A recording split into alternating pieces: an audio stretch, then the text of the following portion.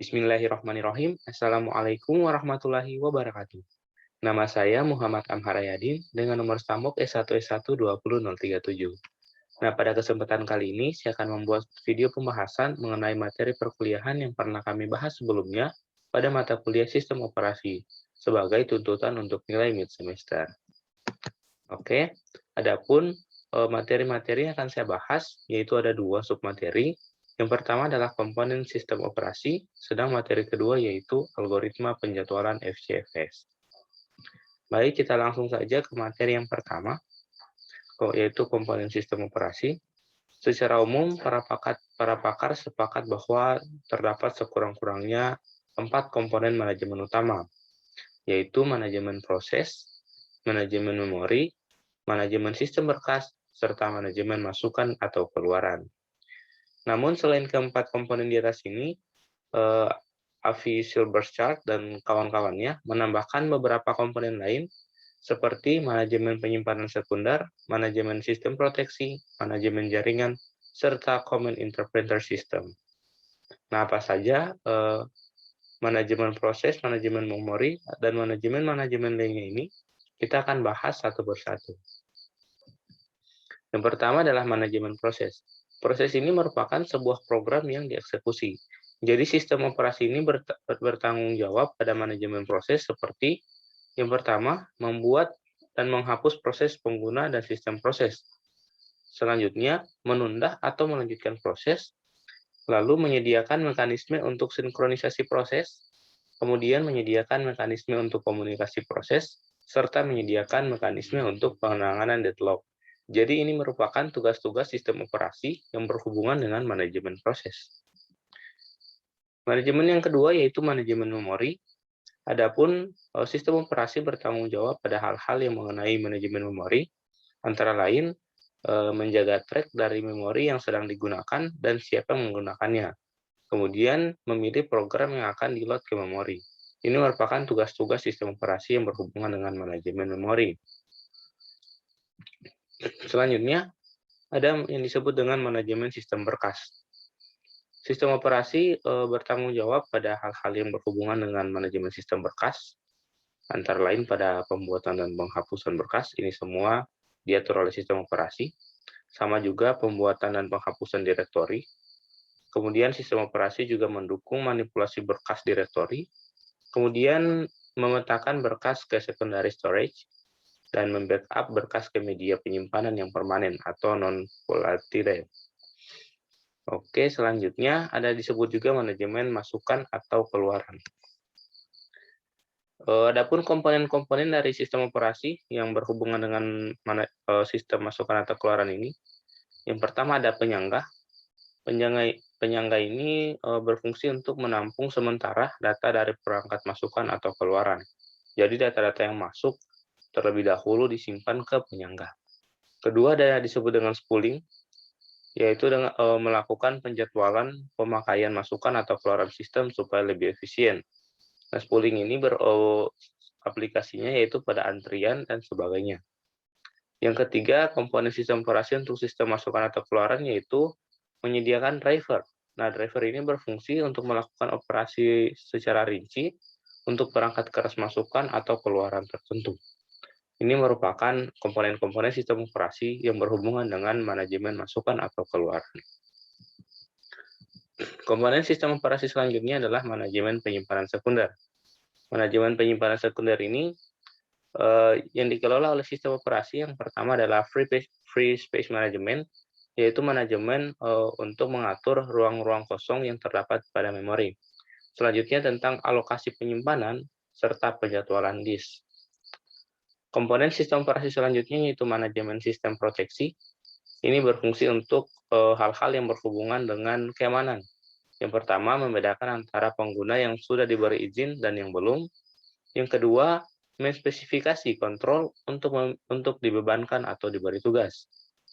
Dan yang ketiga, menyediakan alat untuk pemberlakuan sistem. Ini merupakan tugas-tugas dari sistem operasi yang berhubungan dengan sistem proteksi. Kemudian selanjutnya komponen sistem operasi adalah manajemen jaringan. Jadi pada dasarnya setiap prosesor ini memiliki memori dan clock tersendiri. Jadi prosesor-prosesor ini terhubung melalui jaringan komunikasi.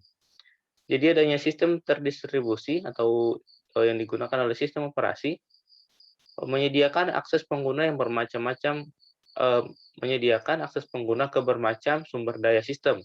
Nah, akses ini menyebabkan peningkatan kecepatan komputasi dan meningkatkan kemampuan penyediaan data. Jadi manajemen jaringan ini dilakukan oleh sistem operasi supaya sistem ini dapat memperoleh akses ke sumber-sumber daya yang ada pada sistem. Dan komponen sistem operasi yang terakhir yaitu Command Interpreter System, yaitu program yang membaca instruksi dan mengartikan control statement dan mengartikan control statement. Nah, ini merupakan definisi dari control card interpreter, command line interpreter atau biasa disebut dengan CIL. Kemudian, command interpreter system ini sangat bervariasi dari satu sistem operasi ke sistem operasi yang lain, dan disesuaikan dengan tujuan dan teknologi perangkat masukan atau keluaran yang ada. Contoh dari command interpreter system antara lain CLI, kemudian ada Windows, dan kemudian ada pen-based atau touch. Kemudian kita melangkah pada materi yang kedua, yaitu algoritma penjadwalan FCFS. Sebelumnya, algoritma penjadwalan ini adalah seperangkat cara yang dilakukan komputer dalam melakukan penjadwalan pada antrian yang ada pada sistem operasi. Oke, algoritma penjadwalan yang akan saya bahas pada materi kali ini yaitu algoritma penjadwalan FCFS atau First Come, First Served. Jadi algoritma ini merupakan algoritma penjadwalan yang paling sederhana yang digunakan oleh CPU. Cara kerja dari FCFS ini yaitu proses yang tiba duluan akan dilayani duluan. Kemudian apabila terdapat proses yang tiba pada waktu bersamaan, maka pelayanan akan diselesaikan berdasarkan urutan dalam antrian. Kemudian proses di antrian belakang harus menunggu sampai semua proses di depannya selesai. Nah, karena definisi ini, FCFS ini memiliki kelemahan-kelemahan. Yang pertama yaitu waiting time rata-ratanya cukup lama. Karena FCFS ini merupakan algoritma penjadwalan yang memperhatikan urutan dan tanpa melihat dari seberapa besar waktu kerjanya atau burst time-nya, maka waiting time-nya itu dapat sangat lama apabila terdapat file-file besar yang dikerjakan terlebih dahulu, sehingga file-file bagian belakang akan menunggu sangat lama. Kemudian kelemahan yang kedua yaitu terjadinya convoy effect, yaitu proses menunggu lama untuk menunggu satu proses besar yang sedang dieksekusi oleh CPU. Nah, ini seperti yang saya sebutkan tadi, karena dia hanya melihat oleh urutan yang mana duluan yang diminta atau arrival time-nya, maka akan terjadi convoy effect apabila terdapat suatu program atau suatu proses yang membutuhkan waktu yang sangat lama atau proses itu adalah proses yang besar. Jadi proses-proses lain itu akan menunggu dalam waktu yang sangat lama. Maksud saya dalam waktu yang cukup lama, oke?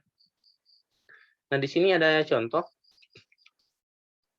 dari first come first served, yaitu proses yang datang pertama kali dilayani terlebih dahulu. Berikut ada sebuah tabel yang menunjukkan proses arrival time dan burst time. Sebagai pengantar, arrival time itu adalah waktu munculnya proses atau waktu proses ini ada pada sebuah sistem. Sedangkan burst time ini adalah waktu dari eksekusi proses ini. Di sini ada soal, berikut ini terdapat proses pada CPU dengan AT dan BT-nya masing-masing. Disuruh untuk menggambar Gantt chart dan tentukan rata-rata waktu tunggu dan dengan algoritma FCFS. Penyelesaiannya seperti ini chart yang dibuat. Sebagai penjelasannya, ini pada satuan waktu ke 0, atau kita anggap saja second, pada 0 second, P1 ini muncul perintah 1 karena arrival time dari perintah 1 adalah 0. Kemudian karena perintah pada detik kedua, P2 ini muncul, pada detik ketiga P3 muncul, pada detik kelima P4 muncul. Namun karena yang muncul terlebih dahulu adalah P1 pada detik ke 0, dan FCFS ini adalah algoritma yang hanya memperhatikan urutan, sehingga yang dikerjakan pertama adalah P1 ini, dengan P1 yaitu burst time-nya atau waktu untuk eksekusinya adalah sebanyak 12 satuan atau 12 second. Jadi saat saat P1 ini muncul, dia langsung dieksekusi selama 12 second hingga selesai. Setelah, P1 selesai pada 12 second, pada detik ke-12, kemudian yang dikerjakan setelahnya adalah P2 karena ini sesuai urutan. P2 dikerjakan selama 8 second karena burst time-nya 8. Jadi burst time ini adalah waktu lamanya dieksekusi, kemudian P3 juga setelah selesai P2, setelah itu langsung P4 dan P5. Adapun untuk menghitung waktu tunggu, untuk P1 sendiri tidak memiliki waktu tunggu ya, karena, setelah program itu muncul langsung dijalankan. Untuk P2, dia waktu tunggunya adalah 12, yaitu, saat proses ini dieksekusi, dikurangi dengan waktu munculnya atau arrival time-nya, yaitu 2. Jadi untuk mencari waktu tunggu dari sebuah proses, dihitung dengan, kapan proses ini dijalankan atau, eee, proses ini dieksekusi, dikurangi dengan arrival time-nya. Seperti ini pada P3, P3 dieksekusi pada detik ke-20 mulai dijalankan, sedangkan arrival time-nya itu pada detik ke-3. Sehingga untuk waktu tunggunya yaitu 20 dikurang 3 atau 17 second. Maksudnya, sebelum dieksekusi, P3 ini menunggu terlebih dahulu dalam antrian selama 17 second. Adapun P4, untuk waktu tunggunya yaitu 20 second, serta P5 waktu tunggunya adalah 18 second. Adapun untuk menghitung rata-rata waktu tunggu, tinggal dijumlahkan saja kemudian dibagi dengan banyaknya proses. Sehingga diperoleh bahwa rata-rata waktu tunggu dari proses-proses ini adalah 13 satuan waktu. Ini merupakan waktu tunggu yang bisa dibilang cukup lama.